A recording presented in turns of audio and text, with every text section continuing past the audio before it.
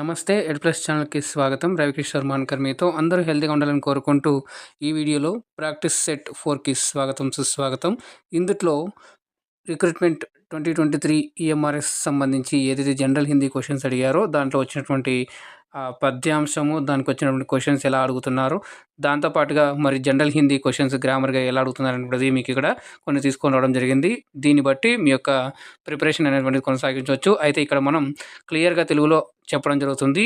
అందరికీ కూడా అర్థమయ్యేలాగా ప్రతి ఒక్క టాపిక్‌ని ఇక్కడ చెప్పడం జరుగుతుంది కాబట్టి మరి లైక్ చేయండి, షేర్ చేయండి. ఫస్ట్ టైం చూస్తున్నట్లయితే ఛానల్‌ని సబ్స్క్రైబ్ చేసుకొని పక్కన గంట సింబల్ నొక్కి ఆల్ అని సెలెక్ట్ చేసుకోండి. అప్పుడే నేను చేసే ప్రతిది కూడా మీకు మొదటగా నోటిఫికేషన్ రూపంలో అయితే వస్తుంది. అలాగే ఛానల్‌ని సపోర్ట్ చేయాలనుకున్న వాళ్ళు కింద అక్కడ జాయిన్ బటన్ అనేటువంటిది కనిపిస్తుంది. అక్కడ నుంచి జాయిన్ అయ్యి ఛానల్‌ని సపోర్ట్ చేయగలరని ఆశిస్తున్నాను. అయితే ఇంకా ఇప్పటివరకు మీరు ఈ ప్రాక్టీస్ సెట్స్ చూడలేనట్లయితే కనుక ఈ ప్రాక్టీస్ సెట్స్ అన్ని కూడా మీకు కింద డిస్క్రిప్షన్ బాక్స్‌లో ప్లేలిస్ట్ రూపంలో అయితే ఇవ్వడం జరిగింది. ఈఎంఆర్ఎస్ 2025 జనరల్ హిందీ అని చెప్పేసి అక్కడ నుంచి కూడా చూడగలరు. అలాగే ఈఎంఆర్ఎస్ 2023 జనరల్ హిందీ, అలాగే ఈఎంఆర్ఎస్ 2023 జనరల్ తెలుగు అని చెప్పేసి కొన్ని ప్లేలిస్ట్ అయితే ఇవ్వడం జరిగింది. దాంతో పాటుగా షార్ట్‌కి ఏవైతే జనరల్ నాలెడ్జ్ సంబంధించి ఏవైతే ఉన్నాయో అవి కూడా మీకు కింద డిస్క్రిప్షన్ బాక్స్‌లో ఇవ్వడం జరిగింది. ఒకసారి మీరు వెళ్ళి ఛానల్ కూడా చూసినట్లయితే కనుక మీకు ప్రతిదీ కూడా అర్థమవుతుంది. సో క్లియర్‌గా చివరి దాకా చూడండి. అప్పుడే మీకు అర్థమవుతుంది. ఇంకా ఏమైనా డౌట్ ఉంటే కనుక మీకు ఏమైనా సజెషన్స్ ఉన్నాయో కింద కామెంట్ చేయండి. తప్పకుండా నేను దానికి రిప్లై ఇస్తాను. లేట్ చేయకుండా ఈరోజు మనమైతే క్వెషన్స్ అయితే చూసేద్దాం. చూడండి, ఇక్కడ ఫస్ట్ పారాగ్రాఫ్ ఇచ్చారు. ఇంతకుముందు కొన్ని క్వెషన్స్ తీసుకొచ్చాం కదా, అక్కడ కూడా ఫస్ట్ పారాగ్రాఫ్ ఇవ్వడం జరిగింది. ఇప్పుడు కూడా అలాగే పారాగ్రాఫ్ ఇవ్వడం జరుగుతుంది. అయితే చాలామంది కూడా క్వెషన్ అడుగుతున్నారు, సార్ మరి 40% క్వెషన్ మార్క్స్ ఎలా అని చెప్పేసి ఎలా అడుగుతున్నారు అంటే సబ్జెక్ట్ వైజ్ 40%, లేకుంటే ఓవరాల్గా 40% అంటే లాంగ్వేజ్ ప్రొఫిషియన్సీ టెస్ట్ ఏదైతే ఉందో అందుట్లో మొత్తం ఇప్పుడు టీజీటీకి అయితే తెలుగు, హిందీ, ఇంగ్లీష్ కలిపి టోటల్గా 12 రావనేటువంటిది రావాలి. అంటే 30కి మీకు 12 వచ్చినట్లయితే కనుక 40% ఎన్ని క్వశ్చన్స్ ఉంటే అన్నిట్లో 40% అనేటువంటిది వచ్చినట్లయితే కనుక మీరు క్వాలిఫై అయినట్లే. ఇంతకుముందు 2023లో అయితే సపరేట్గా ఇంగ్లీష్లో 40%, అలాగే హిందీలో 40%, అంటే 10కి 4 క్వశ్చన్స్ అనేటువంటి కరెక్ట్ అవ్వాల్సినటువంటి సందర్భం ఉంది. ఇప్పుడు అది కొంచెం సడలింపుగా ఉంది. అయితే మీరు కనుక అర్థం చేసుకోలేదు కనుక చాలా ఈజీగా హిందీలో మంచి స్కోర్ చేసుకోవచ్చు అని చెప్పేసి నేను తెలియజేసుకుంటున్నాను. ఇక్కడ ఫస్ట్ మనం చూసుకున్నట్లయితే కనుక निम्नलिखित गद्यांश को ध्यानपूर्वक पढ़कर उस पर आधारित 125 प्रश्नों అంటే 131 to 134 అంటే 3 క్వశ్చన్లు ఇచ్చారు. కే సటీక్ ఉత్తర్ దీజియే అన్నాడు. అంటే కింద ఇచ్చినటువంటి నిమ్నలిఖిత అంటే నేను ముందుగానే మీకు ఎక్స్ప్లెయిన్ చేశాను ఇంతకుముందు వీడియోలో కాబట్టి నిమ్నలిఖిత అంటే కింద ఇచ్చినటువంటి గద్యాంశము ని అంటే కో అంటే గద్యాంశాన్ని ధ్యానపూర్వకంగా పడ్కర్ చదివి ఉన్పర్ వాటి మీద ఆధారపడినటువంటి క్వశ్చన్ అంటే 131 నుంచి 134 అంటే అక్కడ వచ్చినటువంటి సిరీస్ అనమాట ఇది. సో నేను మీకు ప్రీవియస్ ఇయర్ అని చెప్పడానికైతే ఇక్కడ ఇంతకుముందు చెప్పాము ఒక వీడియో అయితే చేశాను, ఒక షార్ట్ అంటే ఒక వీడియో చేశాను. తర్వాత ఇప్పుడు సెకండ్ది కాబట్టి ఇక్కడ మీకు ఇక్కడ క్వశ్చన్ అనేది లేసాను, కానీ కింద మీకు 1, 2, 3, 4 అని చెప్పేసి మీకు 10 వరకు తీసుకొని రావడం జరిగింది. వాటి యొక్క కింద అడిగినటువంటి ప్రశ్నలకు వాటి యొక్క కరెక్ట్గా ఆ జవాబు ఉత్తర్ అంటే జవాబు అండి, ఇక్కడ దీజియే అంటే ఇవ్వండి అని చెప్పి అడుగుతున్నారు. అయితే ఫస్ట్ మనం ఇక్కడ పారాగ్రాఫ్ చదువుదాం. పారాగ్రాఫ్ చదివిన తర్వాత దీనికి సంబంధించి క్వశ్చన్స్ ఎలా వస్తున్నాయి, దాన్ని ఎలా ఆన్సర్ ఫైండ్ అవుట్ చేయాలని కూడా మీకు ఇక్కడ ఎక్స్ప్లెయిన్ చేస్తాను. చూడండి, చాలా నిదానంగా అయితే చూడండి.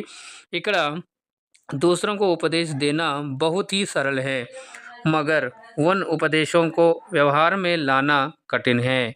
बहुत से लोग ऐसे हैं जो मंच पर बड़े खड़े होकर लोगों को सदाचार, ईमानदारी और कर्तव्य निष्ठा का लंबे लंबे उपदेश देते हैं, पर स्वयं भी उनका आचरण नहीं करते.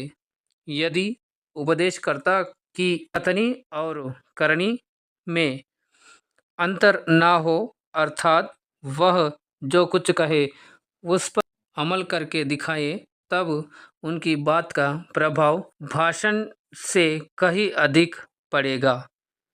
ऐसी स्थिति में लोग उपदेशक का अनुकरण करने में प्रसन्नता का अनुभव करेंगे.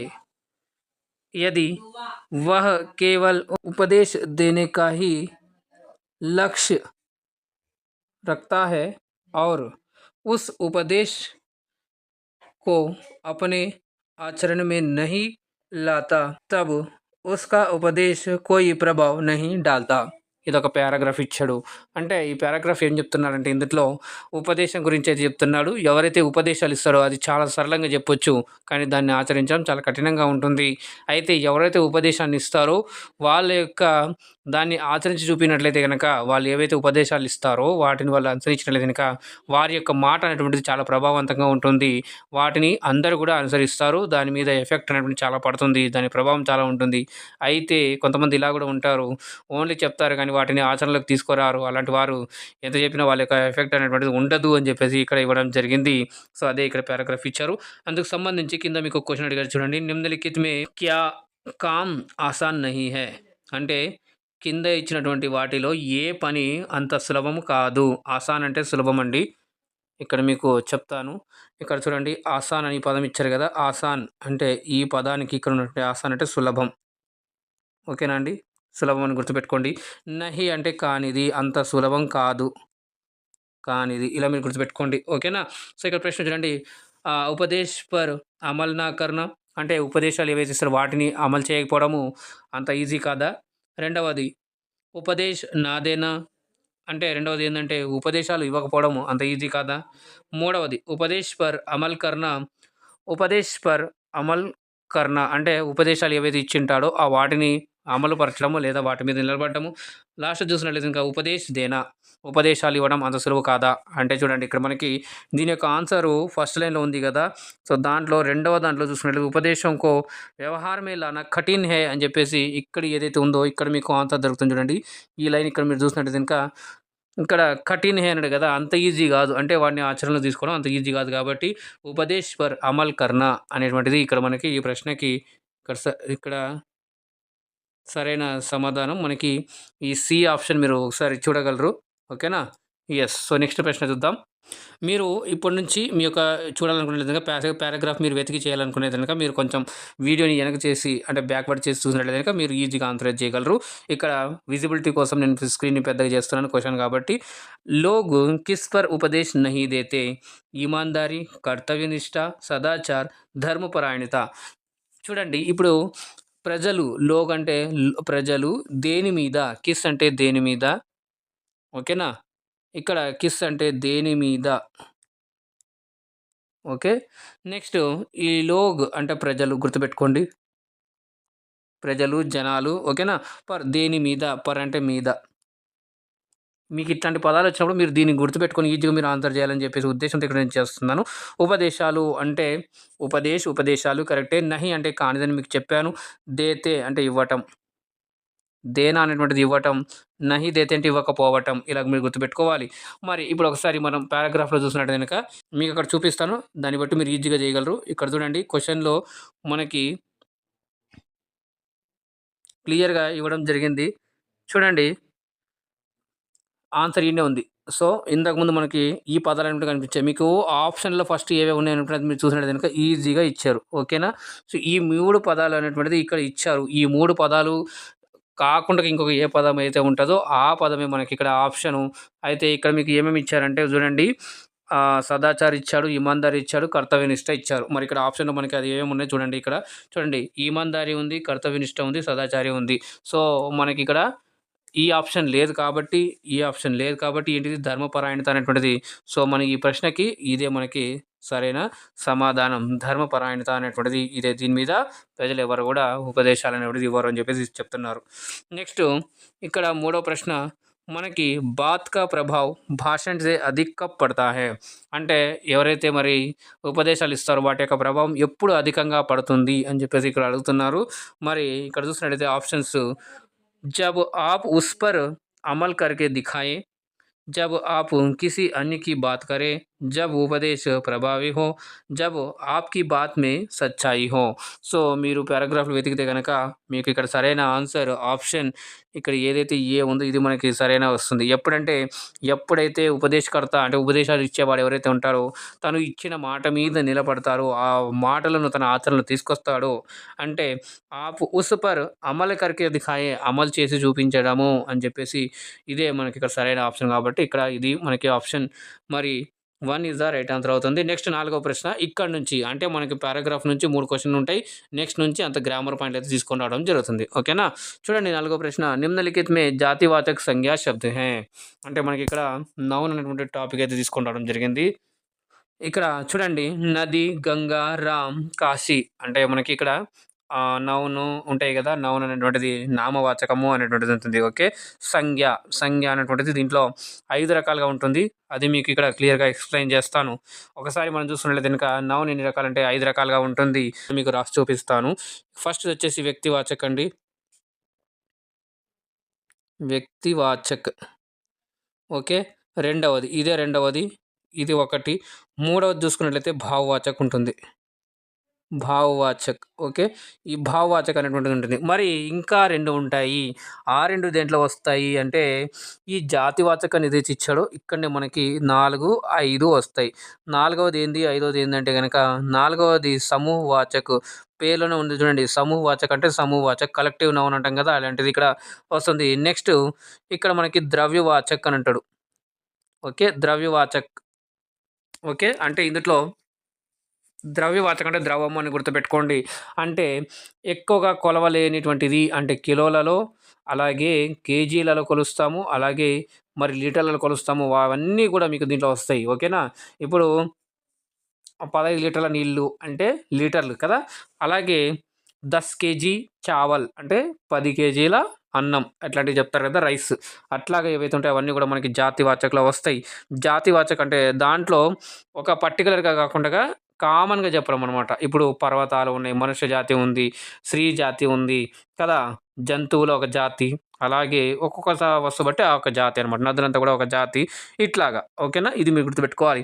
తర్వాత భావవాచక్ అంటే మరి దాంట్లో మనకి ఫీలింగ్స్ సంబంధించనమాట. ఓకే. భయము, కోపము, ముసలితనము, చిన్నతనము, పెద్దతనము ఓకేనా? ఇట్లాంటివన్నీ గూడా. మరి తియ్యదనము, హ్మ్. ఇలా చేదుగా ఉండటము ఇవన్నీ గూడా దీంట్లో వస్తాయండి. భావవాచకంలో వస్తాయి. నెక్స్ట్ ఇక్కడ వ్యక్తివాచక్ అంటే దాంట్లో మీకు ఒక స్పెషల్‌గా ఒక పేరనేటువంటిది రావడం జరుగుతుంది. అంటే ఒక వ్యక్తి పేరు గావచ్చు, ఒక ప్రాణి పేరు గావచ్చు, ఒక వస్తువు పేరు గావచ్చు, దానికి ఒక పర్టిక్యులర్‌గా పేరు ఇచ్చారనుకోండి, అప్పుడు మీరు వ్యక్తి వాచక్ అని జెప్పేసి అనుకోవాలి. ఇక్కడ పేర్లలోనే మీకు అనిపిస్తుంది చూడండి. జాతి వాచక్ అనాలంటే జాతి అంటే ఏంటిది తెలుగులో గూడా జాతి ఉంది గదా! ఒక జాతి అనమాట. అట్లాగా వ్యక్తి వాచక్ అంటే ఒక వ్యక్తి గురించే అనమాట. అంటే స్పెషల్‌గా ఎవరైనా ఉండొచ్చు. సో, ఇక్కడ మీరు దాన్ని అన్నిటిని ఇక్కడ చూస్తున్నట్లయితే గనక ఆప్షన్ ఏ నది అంటున్నాడు. నది అంటే ఇందులో ఏదైనా నది రావచ్చు. ఏ నది గురించని చెప్పొచ్చు. రెండోది చూసినట్లయితే గంగా. అంటే స్పెసిఫిక్‌గా చెప్పినాడు. ఆ నది పేరు అనేటువంటిది ఇచ్చాడు గంగా అనుకుంటది. నెక్స్ట్ మూడోది చూసినండి రామ్. రామ్ అంటే స్పెసిఫిక్‌గా ఒక వ్యక్తి పేరు రామ్ అనేటువంటిది ఇచ్చారు. నెక్స్ట్ నాలుగోది చూసండి కాశీ. కాశీ అంటే ఒక నగరం పేరు అనేటువంటిది క్లియర్‌గా ఇచ్చాడు. జస్ట్ ఊకే నగర్ అని ఇచ్చినాడనుకోండి అప్పుడు మనం అది జాతివాచకం అని చెప్పొచ్చు. ఒక పేరు ఇచ్చాడు ఇక్కడ కాశీ అని చెప్పేసి. సో, అది వ్యక్తివాచక కిందకొస్తుంది. రామ్ అనేటువంటిది కూడా వ్యక్తివాచక కిందకొస్తుంది. గంగా అనేటువంటిది కూడా ఒక వ్యక్తివాచక కిందకొస్తుంది. నది అనేటువంటిది ఏదైతే ఉందో అదే మన ఈ ప్రశ్నకి ఇక్కడ సరైన సమాధానం నది. నది అంటే ఇక్కడ నదులు అని అర్థం. దీంట్లో ఏది కూడా లేదు కాబట్టి ఒక జాతి, ఒక నది గురించి మాట్లాడుతున్నాం కాబట్టి ఇక్కడ ఆప్షన్ 1 అనేటువంటిది సరైన ఆన్సర్. నెక్స్ట్ ఐదో ప్రశ్న చూడండి. నిమ్నలిఖిత్ మే తత్పురుష సమాస్ నహీ హై. నిమ్నలిఖిత్ మే తత్పురుష సమాస్ నహీ హై. కింద ఇచ్చినటువంటి వాటిలో తత్పురుష సమాసానికి కానిటువంటిది అని చెప్పేసి క్లియర్‌గా ఇక్కడ చెప్తున్నాడు. ఆప్షన్ ఏ జల్ పిపాసు, ఆప్షన్ బి మదాంద్, ఆప్షన్ డి నరాధం, ఆప్షన్ 4 స్వర్గ్ ప్రాప్త్. చూడండి ఇక్కడ ప్రశ్న ఇది ఉంటుంది.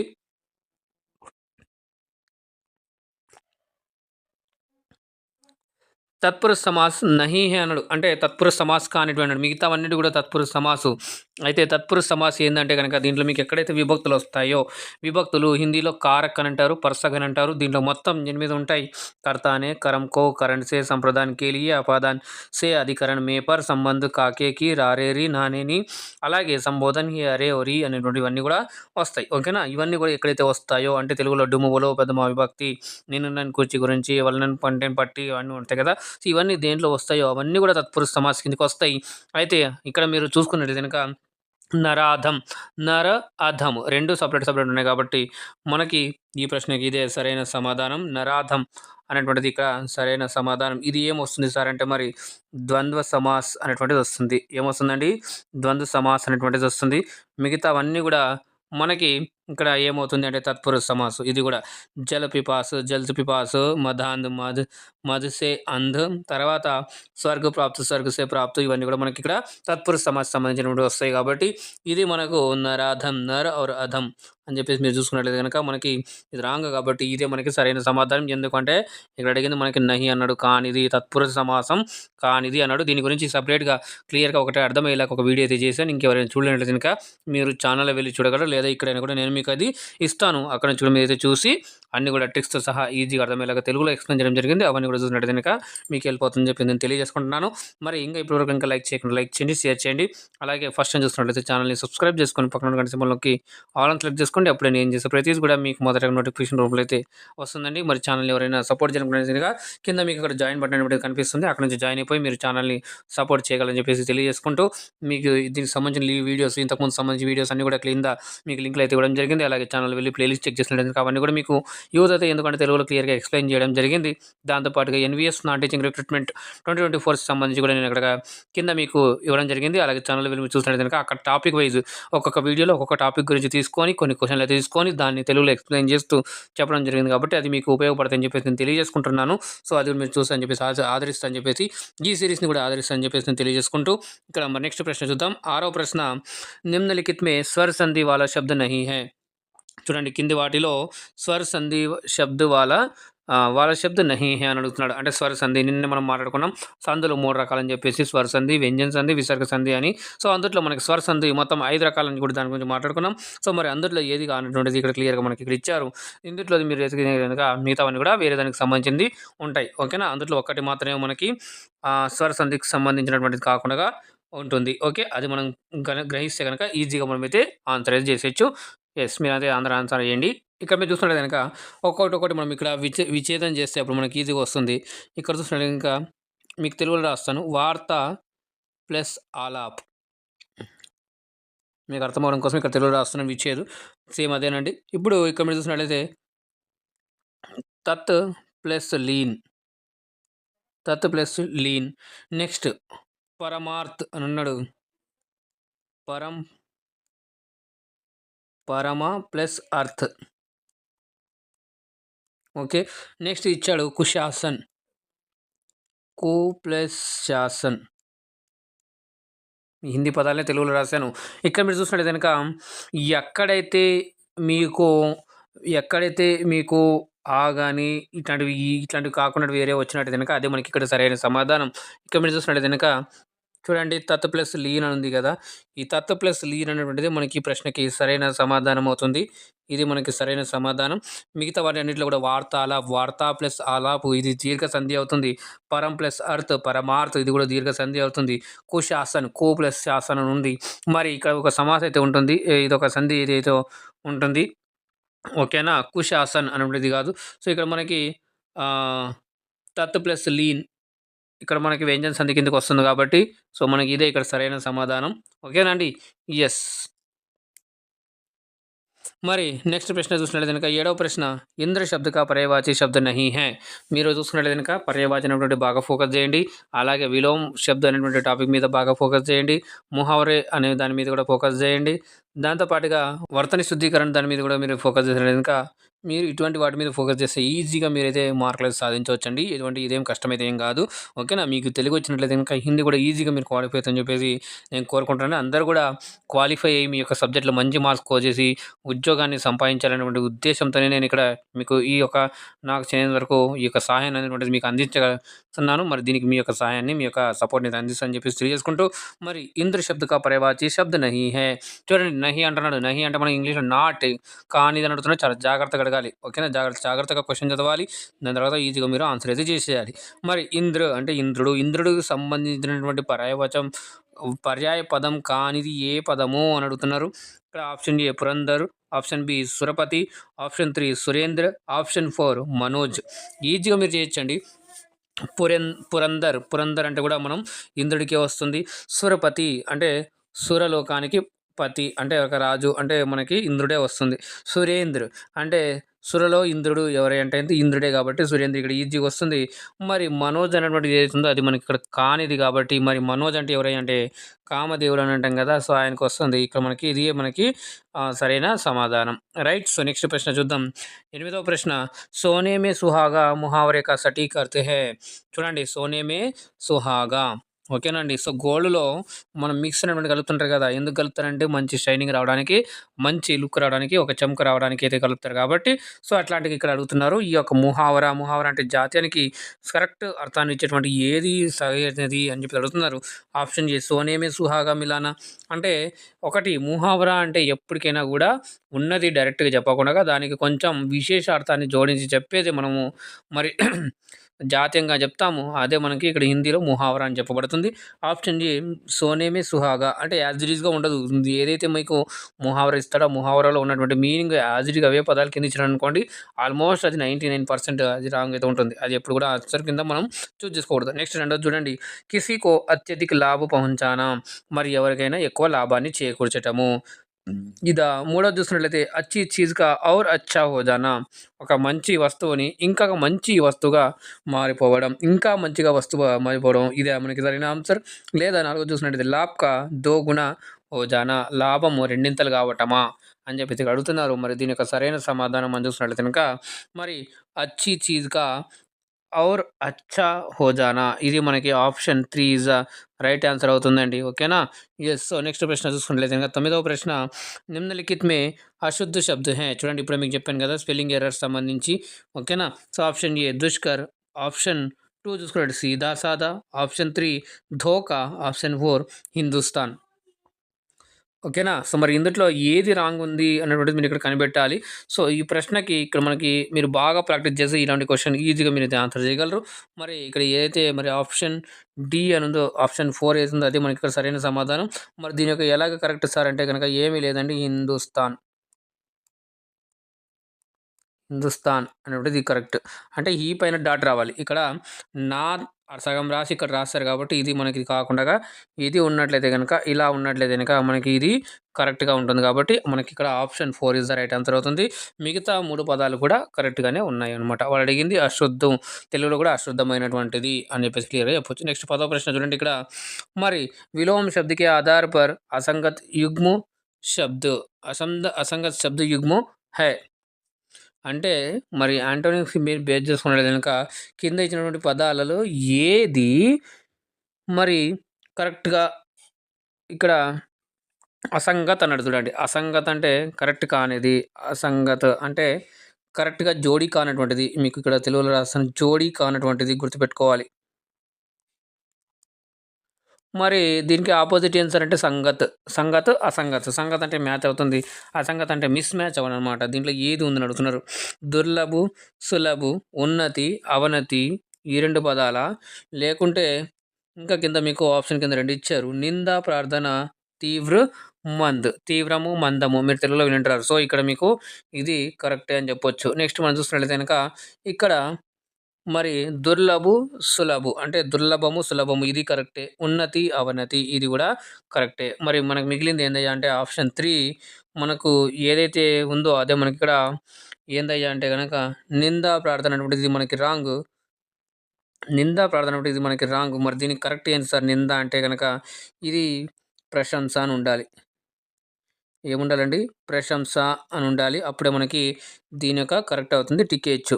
అయితే మరి ఇక్కడ ప్రార్థన ఉంది గదా! సో, ప్రార్థనకి అపోజిట్ ఏంటి సార్ అంటే గనక ఆదేశ్. ఆదేశ్ అనేటువంటిది మనకిక్కడ సరైన సమాధానం అవుతుంది. ఎప్పుడు దీనికి అడిగినప్పుడు గాని. ఓకేనా? సో, దీనికి ఇది అనమాట. ఓకే. రైట్. ఇలాగా మనం ఏవైతే ప్రీవియస్ ఇయర్‌లో అడిగినటువంటి మొత్తం ఒక 10 క్వెషన్‌లు అయితే మీ ముందుకు తీసుకొని రావడం జరిగింది. ఇవి మీకు ఉపయోగపడతాయి అనుకుంటున్నాను. మీరందరూ కూడా నోట్ చేస్తున్నారనుకుంటున్నాను. మరి లైక్ చేయండి, షేర్ చేయండి. ఫస్ట్ టైమ్ చూస్తున్నట్లయితే ఛానెల్‌ని సబ్స్క్రైబ్ చేసుకొని పక్కన ఉన్న గంట సింబల్ నొక్కి ఆల్ అని సెలెక్ట్ చేసుకోండి. అప్పుడు నేను చేసే ప్రతీది కూడా మీకు మొదటగా నోటిఫికేషన్ రూపంలో అయితే వస్తుంది. అలాగే మీరు నన్ను సపోర్ట్ చేయాలనుకున్నందుకు కింద మీకు డిస్క్రిప్షన్ అక్కడ జాయిన్ బటన్ ఒకటి కనిపిస్తుంది టైటిల్ దగ్గర. అక్కడ నుంచి మీరు జాయిన్ అయ్యి ఛానల్‌ని సపోర్ట్ చేయగలరు. అలాగే మీకు ఇంకేమైనా ఉన్నట్లయితే కింద కామెంట్‌ని తప్పకుండా మీకు రిప్లై ఇస్తాను. మరి చూస్తున్న ప్రతి ఒక్కరికి, కామెంట్ చేస్తున్న ప్రతి ఒక్కరికి కూడా పేరు పేరున ధన్యవాదాలు తెలుపుకుంటూ మూవ్ ఫార్వర్డ్స్ పాజిటివ్ వైబ్రేషన్స్ అండి. మీరు జాగ్రత్తగా ఉండండి, సురక్షితంగా ఉండండి. మళ్ళీ నెక్స్ట్ వీడియోలో కలుద్దాం. అందాక ధన్యవాదాలు. జై హింద్.